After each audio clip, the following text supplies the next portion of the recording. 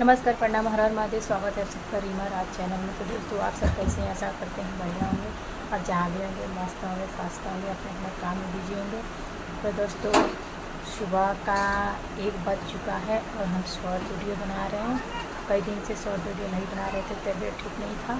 आज थोड़ा नॉर्मल है तो हमने शॉर्ट वीडियो बनाया। और ये लुक मेरा कैसा लगता है प्लीज़ कमेंट करके बता दीजिएगा हमें कैसी लग रही है। और मेरे चैनल पर जाइए, अच्छा वीडियो बनाए हैं तो जाइए देखिए और लाइक कमेंट करिए, शेयर करिए और मुझे सपोर्ट करिए। मैं कई दिनों से वीडियो नहीं बना रही थी दोस्तों, मेरा वीडियो नहीं चलता है, पता नहीं क्यों नहीं चलता। पहले तो इतना अच्छा चलता था, अब नहीं चलता है। आप लोग सपोर्ट नहीं करते हैं इसीलिए नहीं चलता है। तो दोस्तों, ऐसा ना करिए क्योंकि मैं बहुत मेहनत से बनाती हूँ। मेरा बेटा का तो जानते हैं, वो परेशान करता है, इधर लाइट भी नहीं रहता है, नहीं बना पाते हैं। बहुत मुश्किलों के बाद तो बनाते हैं। तो मेरे चैनल पर जाइए,